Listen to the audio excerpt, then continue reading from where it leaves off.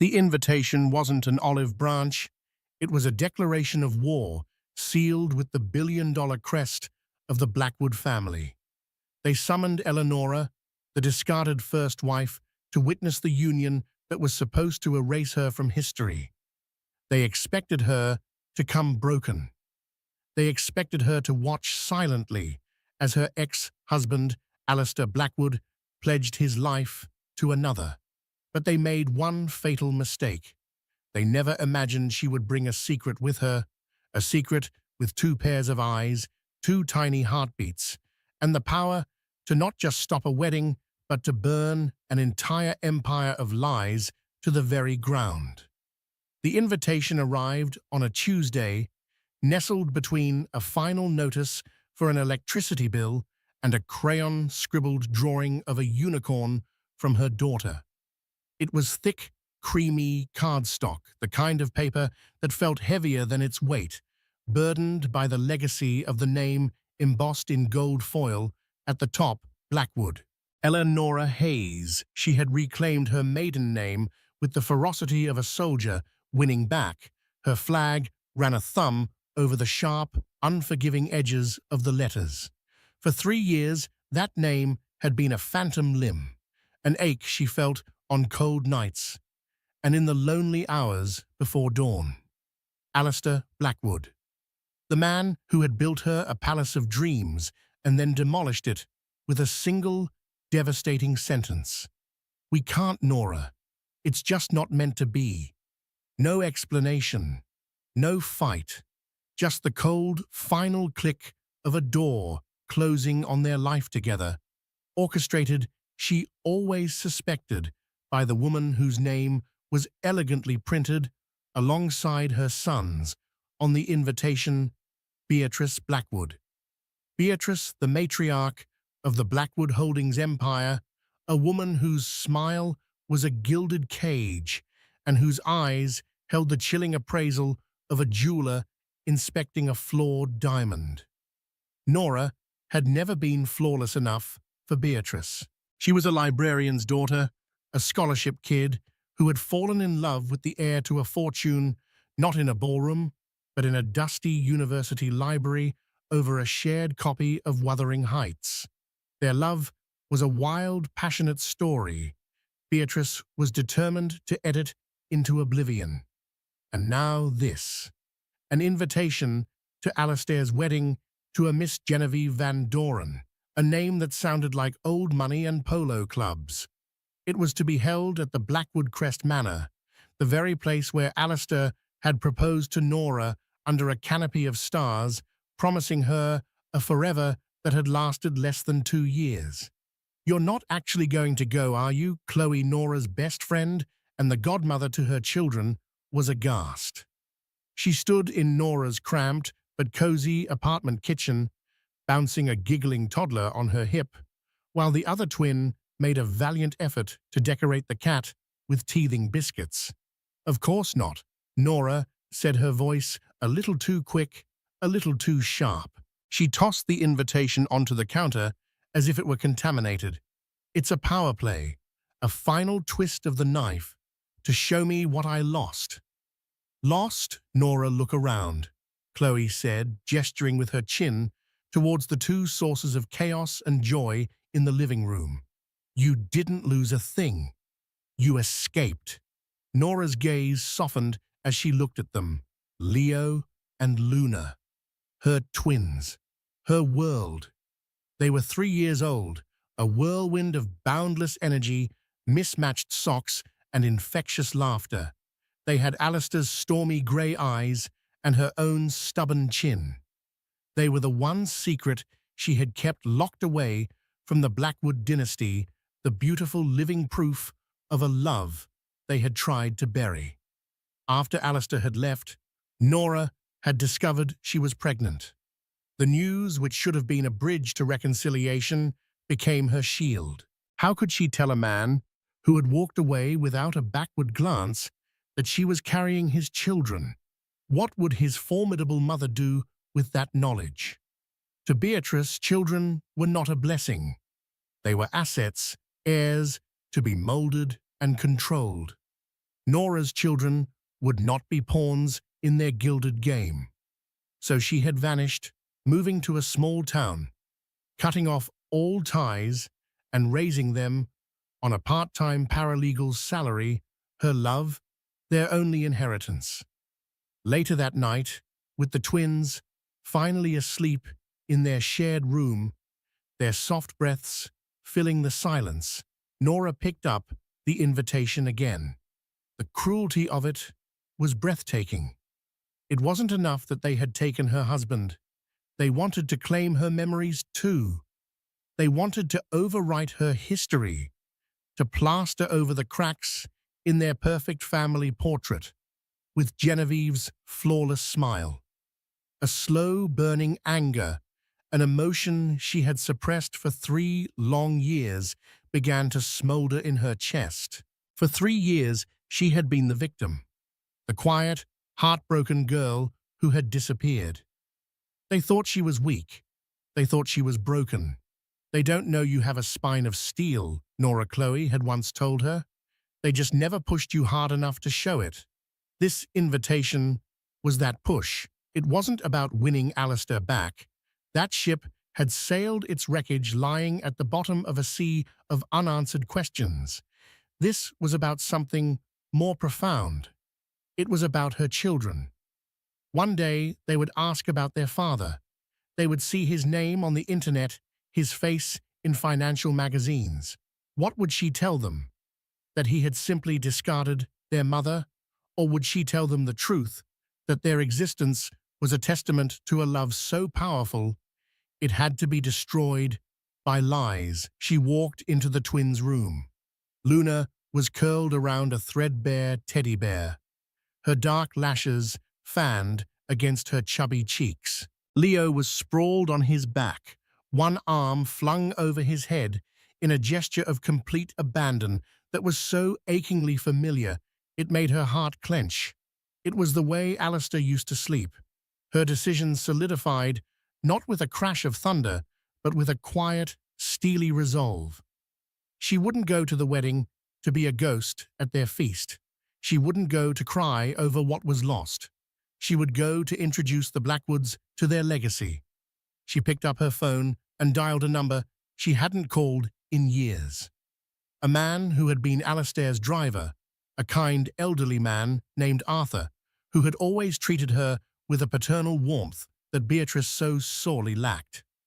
He had retired shortly after she left. Disgusted, he'd said, with the cold winds blowing through the manor. He answered on the second ring.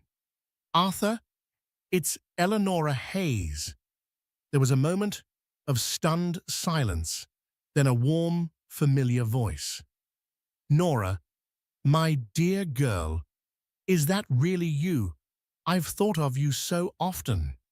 "I'm fine, Arthur. I'm good. But I need to ask you something. Something about the day I left. Beatrice, she came to see me that morning before Alistair got home. She told me things. She showed me something." Nora's mind flashed back to that horrible day. Beatrice sitting in their sunlit living room, her posture ramrod straight, a crocodile skin portfolio in her lap. She had spoken of bloodlines of duty, of the unfortunate realities of life. And then she had produced the document. A letter from a prestigious fertility clinic on heavy letterhead, signed by a Dr. Alistair admired. It stated in cold clinical terms that due to a rare uterine condition, Eleonora Hayes would never be able to carry a child to term. It was a lie, wasn't it, Arthur? Nora's voice was barely a whisper. The doctor's report. It was a fake. The silence on the other end of the line was heavy with confirmation. "I shouldn't say," Arthur finally mumbled, his voice thick with guilt. "But I drove her to a specialty print shop in the city a week before that, a place known for making replicas. She was very specific about the paperweight and the watermark. I never knew what it was for, not for sure, but I suspected. After you were gone, the way she celebrated, it was unseemly. I'm so sorry, my dear girl. I was a coward. The final piece of the puzzle clicked into place. It wasn't just that Beatrice disliked her. She had engineered the entire breakup with a devastating, calculated lie. She had not only robbed Nora of her husband, but had also weaponized Nora's own body against her, preying on Alistair's deep-seated desire for a family, a legacy he had spoken of so often. You weren't a coward, Arthur. You were a good man in a bad situation, Nora said, her voice now dangerously calm. But I need to ask you for one more thing. Do you, by any chance, still have a key to the old service entrance at the east wing of the manor? A pause. Then, I might just know where it's kept. What are you planning, Nora? Justice, Nora replied, a word she hadn't dared to use before. I'm planning to deliver a wedding gift they'll never forget. The week leading up to the wedding was a fever dream of covert operations and meticulous planning that would have made a military general proud. Nora's small, cozy apartment, usually a chaotic symphony of scattered toys and half-finished picture books, transformed into a command center. By day, she was Mommy, the master of negotiations over broccoli, and the chief storyteller. But when Leo and Luna finally succumbed to sleep, their soft breaths filling the quiet rooms, she became a strategist, a ghost, reassembling herself into a warrior. Her kitchen table became the war room. Chloe, her ever-loyal co-conspirator, would arrive after her own workday, armed with wine and a fierce protective energy. Laptops glowed side by side, casting a blue light on their determined faces. A hand-drawn map of the Blackwood Crest Manor, sketched by Chloe from memory and annotated with Nora's insights, was spread between them, stained with rings from their coffee mugs. Chloe's mission was digital reconnaissance. A social media savant, she dove headfirst into the curated gilded world of Genevieve Van Doren. It was a world of effortless perfection, of beige aesthetics and charitable galas where the primary goal seemed to be photographing one's own benevolence. "Oh, this is rich," Chloe muttered one evening, scrolling through Genevieve's popular blog. Listen to this post. Crafting an enduring legacy, why our wedding is more than a day, it's the first page of a new history. She actually uses the word dynastic. It's like she's marrying a country, not a man. Chloe zoomed in on a photo of Genevieve and Alistair, a candidly posed shot, where they were laughing, though the laughter didn't reach his eyes. She's a porcelain doll, Nora, beautiful, breakable, and designed to sit quietly on a shelf. Beatrice must be ecstatic. This one won't ever have a thought that wasn't pre-approved by the board. While Chloe mapped the enemy's psychology, Nora's mission was more practical and far more painful. With a deep breath and a trembling hand, she logged into her online banking. The savings account, a fund she'd painstakingly built from scrimping and saving, was her one tangible dream. A down payment on a small house with a yard for the twins. A place of their own, far from landlords and the ghosts of the past. She stared at the number, every dollar representing a skipped lunch or an extra shift. Then, with a click, she transferred the entire amount into her checking account. The dream of a house would have to wait.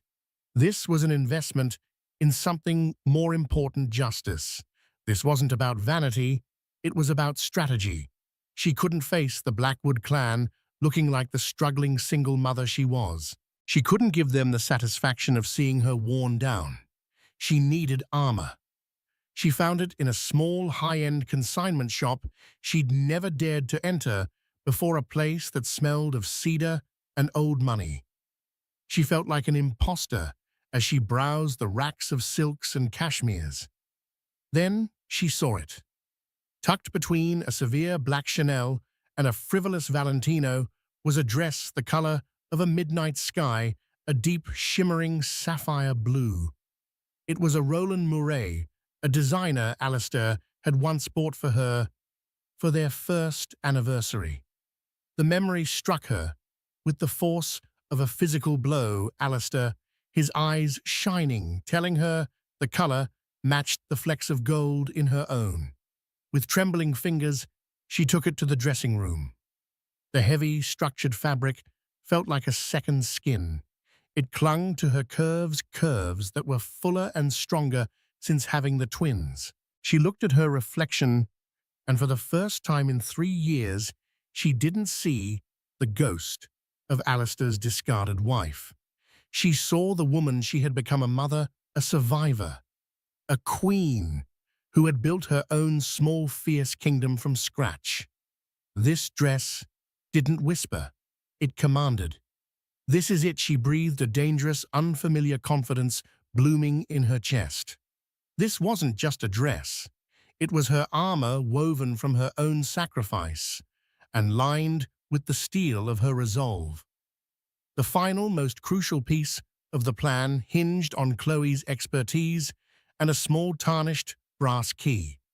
Arthur, the retired driver, had sent it via courier with a short, handwritten note. For the bravest woman I know. Go give 'em hell, my dear girl. I know the manor like the back of my hand, Chloe said, tapping a red pen on her hand-drawn map. I catered a disastrous wedding there years ago. The bride's mother had a meltdown, and I spent half the night hiding in the service corridors. It was miserable then, but it's a gift to us now. She pointed to a spot on the far east side of the estate. We park here near the old maintenance road. No valets, no prying eyes. I'll have the twins with me. We'll have a picnic play in the gardens. We'll be invisible. Her finger traced a path. The service corridor Arthur's key opens leads directly behind the main ballroom's terrace. It's used by kitchen staff. No one will notice me. During the reception, when Beatrice is basking in her glory and giving her speech, and we know you'll give me the signal. I can get from the corridor to the ballroom doors with the double stroller in less than 3 minutes. What if they've changed the locks? Nora asked, her stomach twisting with anxiety. An old estate like that, Chloe waved a dismissive hand. They never change the service locks. It's too much trouble, trust me. The universe wants this to happen. The day of the wedding arrived with a crisp, sun-drenched beauty that felt like a mockery. Nora felt a strange, unnerving calm settle over her. This was it, the culmination of all the tears, the anger, and the quiet, lonely nights. She kissed her children goodbye, her heart aching with the weight of what she was about to do. Mommy has to go to a party for some grown-ups, she told them, her voice miraculously steady. Auntie Chloe is going to take you to a special party later. You be good for her. Leo, her serious little man, hugged her leg tightly. He looked up at her, his expression grave. Bring me cake, Mummy. A lump formed in her throat. I promise, sweet boy, she said, kissing the top of his head. Mummy will bring you cake. The drive to the manor was a journey through a life she had almost lived. Each landmark was a small, sharp pang in her chest. There was the park, where Alistair had first told her he loved her, his voice thick with an emotion she never thought she'd hear again. There was the bistro, where they'd had their first date, sharing a bottle of wine they couldn't really afford. She wasn't just driving to a wedding. She was driving through the graveyard of her own heart. But with every mile closer to the Blackwood estate, the grief was cauterized by the heat of her resolve. When the opulent wrought-iron gates of Blackwood Crest Manor came into view, flanked by imperious stone lions, she didn't feel the old intimidation. She felt like a general returning to a battlefield she now knew how to win. She surrendered her keys to a valet whose eyes flickered from her outdated sedan to the expensive cut of her dress, his expression shifting from disdain to respect. The armor was working. She walked through the grand entrance, her heels clicking purposefully on the marble floor. The air was thick with the cloying scent of lilies and money. A low hum of conversation filled the hall, punctuated by brittle laughter. Whispers followed her like a shadow. She saw the sideways glances, the barely concealed gasps of recognition from guests who remembered her. "Is that Eleonora? What is she doing here?" Let them whisper. Soon they'd have something real to talk about. She saw him almost immediately. Alistair. He was standing near the grand staircase, looking handsome, and lost a champagne flute held loosely in his hand. For a heart-stopping second, their eyes met across the crowded room. She saw the shock ripple through him, the confusion, and beneath it all, an undeniable spark of the old connection that had once bound them. He took a half-step towards her, his lips parting to form her name, before a delicate, perfectly manicured hand rested on his arm. Genevieve. She was even more stunning in person, a vision in white lace and ancestral diamonds. She looked at Nora with a polite, dismissive smile that didn't reach her eyes. It was the serene, confident smile of a winner. But the true target was holding court by the massive stone fireplace. Beatrice Blackwood, radiant in a dove-grey couture gown, was the sun around which all the other planets in this room orbited. When she saw Nora, her polished smile didn't falter, but a glacial chill settled in her eyes. She disengaged from her conversation and glided towards Nora, a shark moving through water. Eleonora, Beatrice said, her voice smooth as silk, but laced with venom. "How brave of you to come. I do hope this isn't too painful for you." "Not at all, Beatrice," Nora replied, her voice cool and even.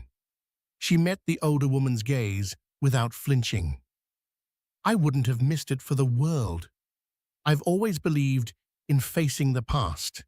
It's the only way to move forward, don't you think?" Beatrice's smile tightened infinitesimally at the corners. "Indeed.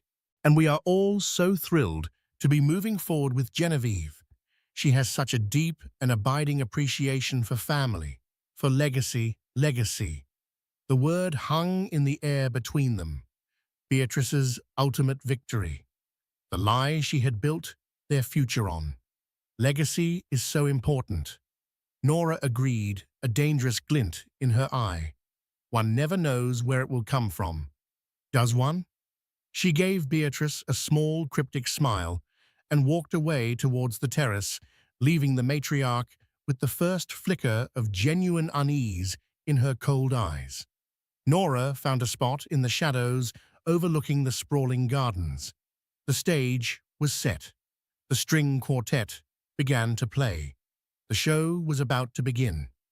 But the grand finale, Nora thought, with a grim sense of satisfaction, was not on their schedule. The ceremony was a masterpiece of performative elegance. From her vantage point on the terrace, insulated from the crowd by a pane of glass and 3 years of pain, Nora watched the scene unfold like a play she had memorized against her will. The minister, a man with a placid face and eyes that held the shrewdness of someone whose church donations were tied to the Blackwood Foundation, spoke of eternal love and sacred bonds.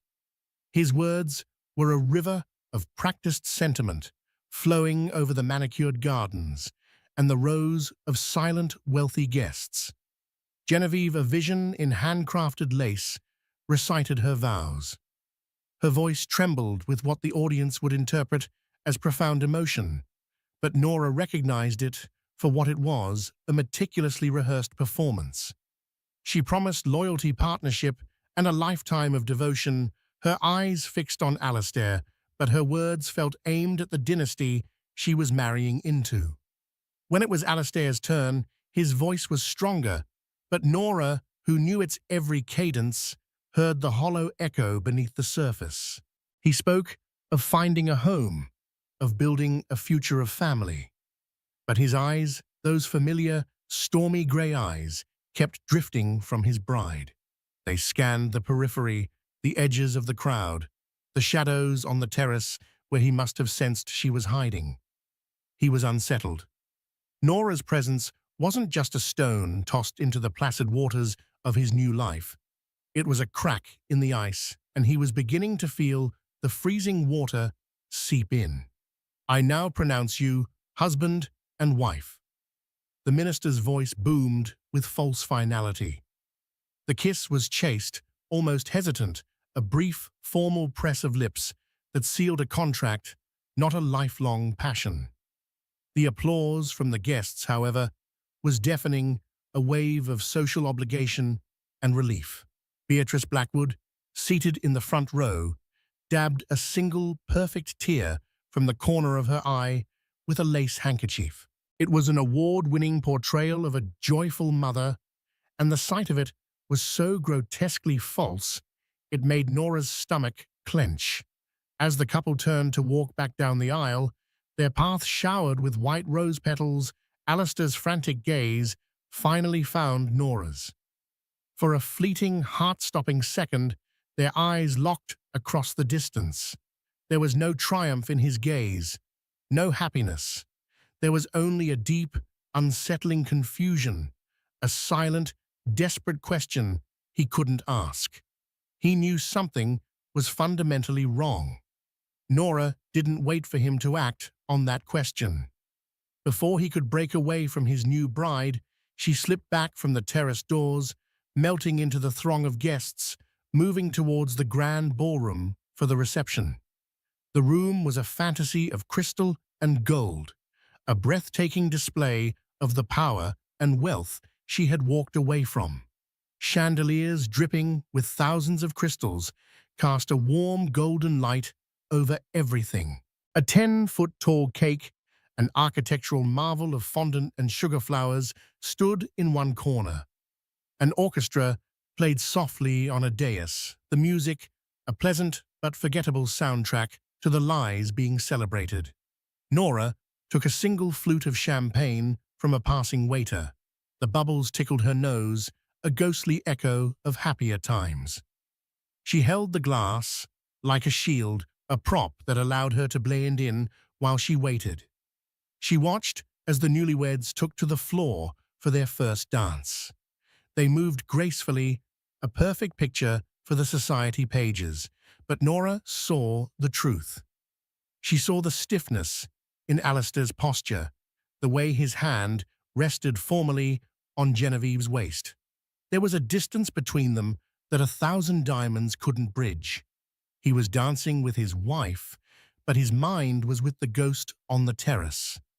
The speeches began, each one another layer of gilded artifice. Genevieve's father, a portly man whose face was florid from years of fine dining and ruthless business deals, talked about merging not just two families, but two great forces in commerce.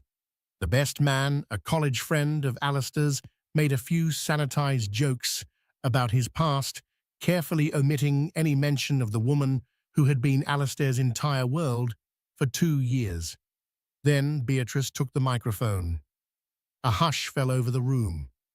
This was the moment Nora had been waiting for. This was the Queen addressing her court.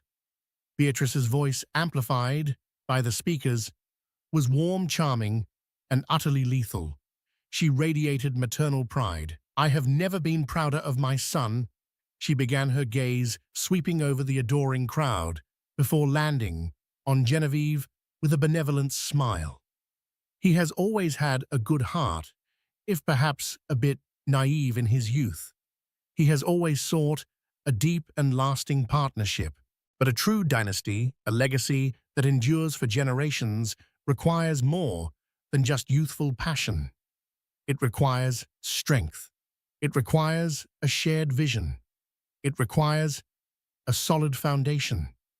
Her eyes, cold and sharp, as chips of ice flicked to the spot where Nora was standing. It was a deliberate public jab, a queen swatting away a fly that had dared to land on her feast. In Genevieve, Beatrice continued, her voice swelling with counterfeit sentiment. Alistair has found his perfect match. A woman of grace, of impeccable breeding. A woman who will stand by his side as they build the next generation of the Blackwood family. She paused, letting the weight of her next words settle. A woman who can give him the one thing his heart has always truly desired, a family to call his own. To Alistair and Genevieve, and to the future they will build together, the room erupted in applause. It was the perfect cue. As the clapping thundered, Nora discreetly pulled out her phone. Her fingers were steady as she sent the signal to Chloe showtime. As the applause died down, Nora set her untouched champagne flute on a table and began to walk towards the stage. She did not hurry. She was not hesitant. She moved with the measured, confident pace of someone who belonged there, her sapphire dress a slash of defiance in the sea of muted pastel swirls. A few people turned to watch, their curiosity piqued. The orchestra, about to start a new song, faltered into silence. Alistair saw her first. The color drained from his face. Genevieve, following his horrified gaze, shot Nora a look of pure venom. But Beatrice, enthroned on the stage, simply raised a perfectly sculpted eyebrow. Her expression one of bored annoyance, as if Nora were a minor servant about to commit a clumsy faux pas. Nora reached the small set of stairs leading to the dais and ascended, each step a reclamation of her own history. She walked directly to the microphone that Beatrice had just abandoned. The room fell into a disquieted, absolute silence. "If I may," Nora said, her voice clear and steady, amplified throughout the cavernous ballroom. It carried no trace of hysteria or bitterness, only a profound, chilling calm. Beatrice's words about legacy were so moving. I feel compelled to add my own congratulations and to offer a small, long overdue wedding gift. From the corner of her eye, she saw it, the signal she'd been waiting for. A side door from the terrace swung open, and Chloe entered, pushing a sleek, modern double stroller. She parked it just inside the doorway, in full view of the stage, but partially obscured by the crowd. Two small, dark-haired heads peeked out, looking at the glittering lights with wide, curious eyes. Alistair's eyes. Alistair followed Nora's glance. He saw Chloe, a face he vaguely recognized. He saw the stroller. He saw the children. A deep, horizontal line appeared between his brows. He didn't understand. "Not yet, Alistair," Nora said, turning her attention fully to him, her voice softening with a trace of the old intimacy, making her next words cut even deeper. 3 years ago, you told me it wasn't meant to be. You walked away and never looked back. You broke my heart into pieces I thought I could never put back together. But worse than that, you left me without an explanation. I spent years believing I was somehow not enough, but I recently learned the truth." She turned her gaze to Beatrice, whose face had now frozen into a mask of dawning horror. The matriarch finally understood this was not a desperate plea. It was a hostile takeover. "You see," Nora continued, her voice ringing with clarity, "your mother is a master of storytelling. She is a brilliant author of fiction, and the greatest story she ever told was the one that ended our marriage." She took a deliberate breath, letting the anticipation in the room build to an unbearable peak. "She told you I was barren, didn't she, Alistair? She told you I could never give you the family you craved, the legacy she just spoke of so beautifully. She showed you a forged medical report, a cruel and twisted lie designed to tear us apart so she could replace me with a more suitable candidate. A collective gasp swept through the room. Genevieve looked from her new husband to her mother-in-law, her face a canvas of disbelief and dawning humiliation. Alistair looked as though he'd been physically struck. He stared at his mother, his face ashen, his mind racing, trying to deny what his gut already knew was true. "Mother, is this true?" Beatrice's composure finally shattered. "She's lying," she hissed, her voice shrill, cracking with panic. "It's a pathetic, desperate attempt for attention from a woman you wisely discarded." "Am I, Beatrice?" Nora asked, her voice dropping to a dangerously quiet level that was more menacing than any shout. "Am I lying? Or are you? You talk about legacy. You talk about the future of the Blackwood family. I think it's time you met it." She raised her hand and gestured towards the door where Chloe stood waiting. "Chloe, would you mind?" As if on cue, Chloe gently lifted the twins from their stroller. She held Leo's hand, and Luna toddled beside her, her own small hand clutching Chloe's fingers. They began to walk slowly, deliberately towards the stage. They were a perfect, breathtaking mirror of each other.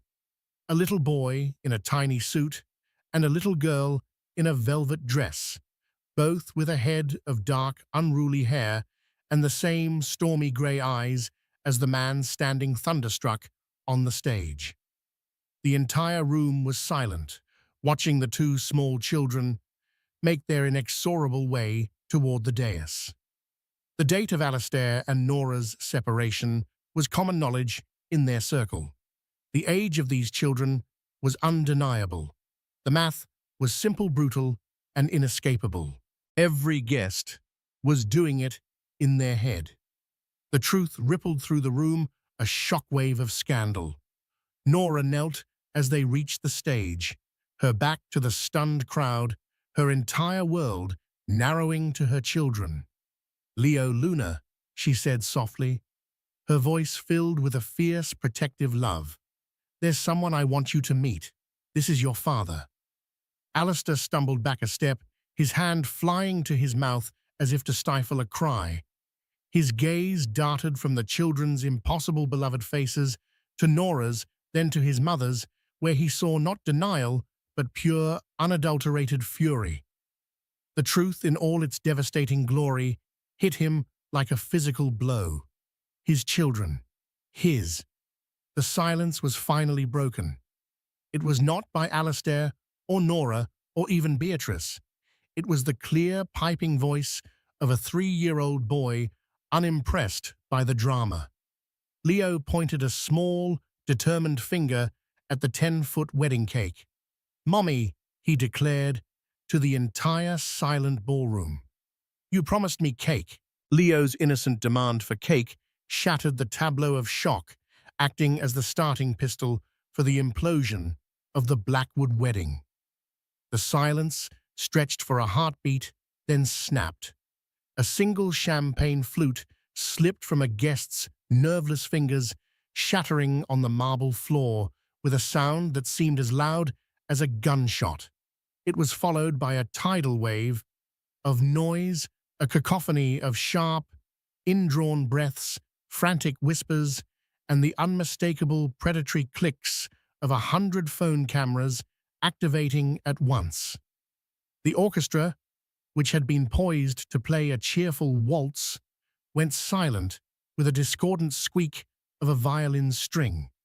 Genevieve Van Doren was the first to move. The porcelain doll, as Chloe had called her, didn't just crack. She shattered into a million sharp, glittering pieces. Her face, moments ago, a canvas of bridal bliss, contorted into a mask of pure, unadulterated humiliation. Her perfectly painted lips, meant for smiling and kissing, drew back in a snarl. She turned on Alistair, her voice a low, venomous hiss that was far more terrifying than a scream. "You fix this," she whispered, each word a shard of ice. But it wasn't a plea for him to salvage their wedding. It was a demand that he erased this stain, an impossible command to turn back time. She looked from his ashen face to Nora's calm defiance, and then to the two small children who were the living, breathing evidence of a past she could never compete with. In that moment, she wasn't just a jilted bride, she was a CEO seeing a merger collapse due to undisclosed liabilities. With a final withering glare that encompassed not just Alistair, but the entire suddenly tarnished Blackwood dynasty, she did the only thing a woman of her standing could do. She gathered the shreds of her dignity, turned with a sweep of white lace, and fled. Her $60,000 bouquet fell from her hand, landing on the dance floor like a forgotten promise, as she disappeared from the ballroom and from his life. Alistair barely registered her departure. The entire world had shrunk to the space on the dais. The stares, the whispers, the flashing lights of the cameras, it was all just distant noise. His world had tilted on its axis, and its new center was the two small children staring up at the lights, and the monstrous betrayal of the woman who had raised him. He took a shaky, stumbling step forward, his eyes locked on Leo and Luna. "My children," he breathed the words catching in his throat, raw and broken. It was a question, a statement, and a prayer all at once, a desperate plea for the impossible to be true. Nora stood, her protective hand on Luna's shoulder, her gaze unwavering. "Yes, Alistair, your children." It was then that Beatrice, frozen until now, in horrified disbelief, finally moved. The mask of the graceful matriarch melted away, revealing the pure reptilian fury beneath. This was not just a social disaster, it was a coup. Her life's work, the careful curation of her son's life and the family's future, was being dismantled before her very eyes. "Get them out of here," she snarled, her voice a low growl as she advanced on Nora. Her hands were curled into claws at her sides. "Get your bastard children and get out of my son's life." Before she could take another step, Alistair's arm shot out a rigid bar, blocking her path. He didn't raise his voice. He didn't have to. The look in his eyes, the eyes she had once gazed into with love, was more terrifying than any shout. It was the look of a man seeing a monster he had mistaken for his mother his entire life. The love was gone, replaced by a cold, devastating clarity. "Don't you dare," he said, his voice dangerously quiet, vibrating with a pain so profound it seemed to suck the air from around them. "Don't you dare speak to her. Don't you dare come near them." He turned his tortured gaze back to Nora, his expression a chaotic, heartbreaking mix of agony, remorse, and overwhelming wonder. "Nora, I didn't know. I swear to you on my life, I never knew." "I know," Nora said softly, and in those two words, she absolved him of the greatest sin, redirecting it all back to its source. That was the point of her lie, wasn't it? "Security," Beatrice shrieked, her voice cracking her carefully constructed control, shattering completely. She pointed a trembling finger. "Remove this woman and her props now." But the two large men in black suits who stepped forward hesitated. Their eyes flickered from the hysterical matriarch to the new, undisputed head of the family. Alistair Hall simply shook his head, a single sharp gesture of cold command. In that instant, loyalty, power, and the future of the Blackwood family transferred from mother to son. Beatrice's reign was over. She stared at him, her son, her creation, and saw a stranger looking back at her with eyes of ice. Nora knew her part in the drama was done. She had not come for a reconciliation or to reclaim a position. She had come for the truth, and it had been delivered with the force of a bomb. She knelt, turning her back on the ruin she had created. "Come on, sweethearts," she said gently, her voice a small bubble of peace in the surrounding chaos. "The party's over. Let's go get that cake." She took their small hands in hers. As Chloe flanked her like a loyal guard, she walked them away from the stage. She didn't look back. She didn't need to. The sound of Alistair finally turning the full unleashed force of his shattered trust on his mother was the only closing statement she needed. The empire Beatrice had fought to protect was now burning, and Nora was the one who had struck the match. In the weeks that followed, the fallout was biblical. The Blackwood Van Doren wedding became the scandal of the decade, a cautionary tale whispered at every gala and charity auction. The marriage was annulled before the ink on the license was dry. The Van Doren family, publicly humiliated and furious, severed all ties, both social and financial, with the Blackwoods. The move triggered a panic, causing a stock tremor that wiped nearly $250 million off Blackwood Holdings' market value in a single week. But the true devastation was internal, far from the prying eyes of the press. Alistair, armed with the truth, was a man possessed by a cold, surgical fury. He was relentless. He flew to Switzerland to confront the doctor whose signature had been forged, cornering him in his lavish Beatrice-funded clinic. The man confessed, crumbling under the threat of international legal action and disgrace, detailing the fortune he'd been paid for his silence.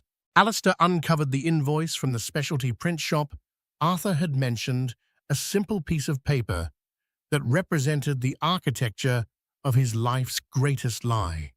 He systematically dismantled every deception, and with each discovery, the image of the loving, protective mother he'd known crumbled to dust, leaving behind the chilling portrait of a ruthless manipulator. He cut her off completely. First, he forced her into a graceful retirement from the board of Blackwood Holdings, a move that was anything but graceful. Then, he severed her from his life. He changed the locks on the manor, the house she considered her kingdom. He froze her access to the vast family accounts, rerouting her calls to his lawyer.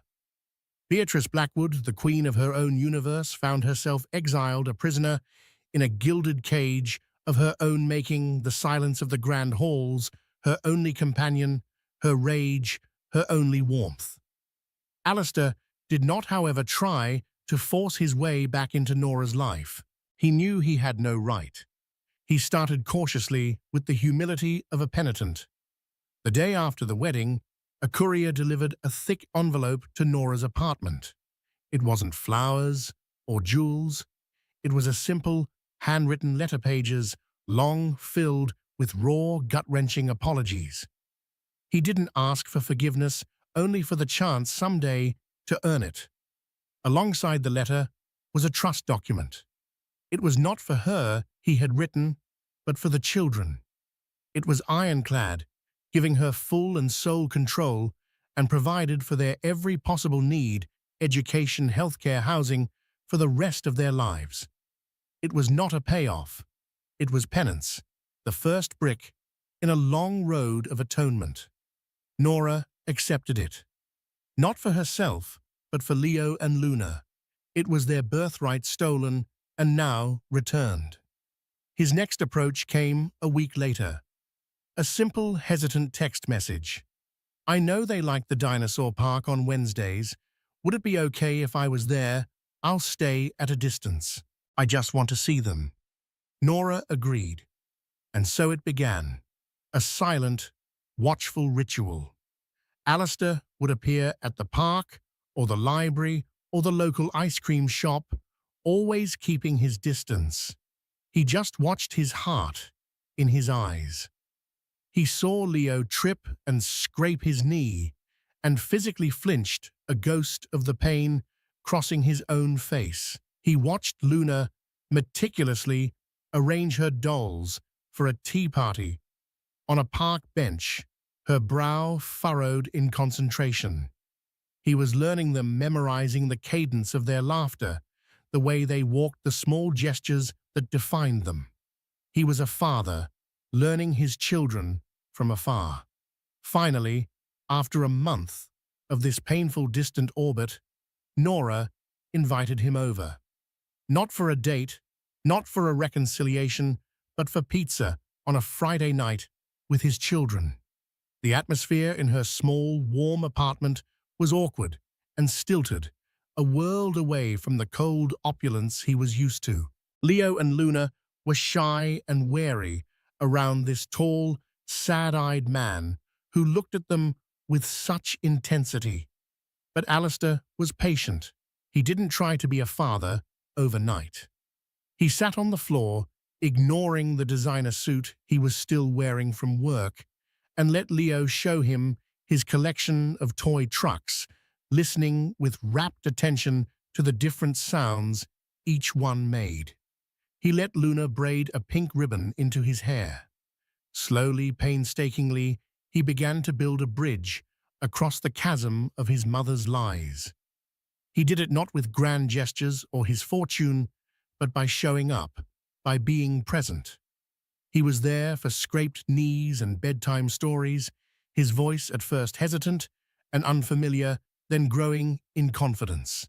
He helped Nora assemble a ridiculously complicated dollhouse at Christmas, staying until 3 a.m. The two of them working in comfortable silence, fueled by coffee and a shared purpose. Day by day, he was proving he was not his mother's son. One cool spring evening, nearly a year after the infamous wedding, Alistair was tucking the twins into bed. He had just finished a dramatic reading of a dragon's story, and Luna was already asleep, her small face peaceful. Leo, however, was wide awake, looking at him with those serious grey eyes that held a universe of unspoken thoughts. "Are you my dad?" he asked. The question was simple, direct, devoid of accusation. It was a question he'd clearly been holding back for months, a cosmic puzzle he needed to solve. Alistair felt the air leave his lungs. This was the moment. His throat tightened, and he fought back a wave of emotion. "Yes, Leo," he said, his voice thick but steady. "I am." "Okay," Leo said with a solemn nod, as if a fundamental law of his universe had just been confirmed. He rolled over, turned his back, and closed his eyes, instantly content. Alistair sat there for a long moment, the weight and wonder of that simple exchange settling over him. He walked quietly out into the living room, where Nora was waiting, standing by the window, looking out at the city lights. "He asked me tonight," Alistair said quietly. Nora turned a small, sad smile on her face. It was time. He stood before her, not as the billionaire heir, but as a man stripped bare, his heart laid open for her to see. "Nora," he began, his voice raw with vulnerability, "I know I have no right to ask for anything. What my mother did, it's a part of our story, a stain that will never wash away. And what I did, by believing her, by being too weak and too blind to question, that is unforgivable. I will spend the rest of my life trying to atone for that. But I have to ask anyway, is there a future for us? Not the one we planned in another life? A new one. One that we build ourselves brick by painful, honest brick." Nora looked at him, really looked at him. She saw the pain and regret that would always be a part of his story, etched into the lines around his eyes. But she also saw the man she had first fallen in love with, the kind, patient, loving man who had been buried under the suffocating weight of the Blackwood name. She saw the father of her children, a man who had spent a year earning back a piece of the ground he stood on. She didn't give him an answer with words. Words were what had broken them. Instead, she closed the small distance between them and laid her head against his chest, right over his heart. She felt it beating strong and steady beneath her ear. It wasn't the triumphant storybook ending she had once dreamed of. It was something far more real, something forged not in promises and starlight, but in the ashes of lies and the hard, beautiful, messy work of rebuilding. It was their legacy. And so the empire Beatrice Blackwood built on lies fell to the two people she never counted on, a woman she thought she'd broken, and the children she tried to erase from existence. Nora's revenge wasn't just in tearing down their world, but in building her own on her own terms, with truth as her foundation. She proved that the strongest legacies aren't built with money or power, but with courage and unbreakable love. What did you think of Nora's ultimate power move? Was Alistair a victim of his mother's manipulation, or should he have fought harder for the truth? Let us know your thoughts in the comments below. If you love stories of epic revenge, dramatic twists, and the triumph of the underdog, then you're in the right place. Smash that like button, share this story with someone who needs to see a villain get what they deserve, and most importantly, hit that subscribe button and ring the bell so you never miss another unbelievable tale. Join our community and let's explore the drama together.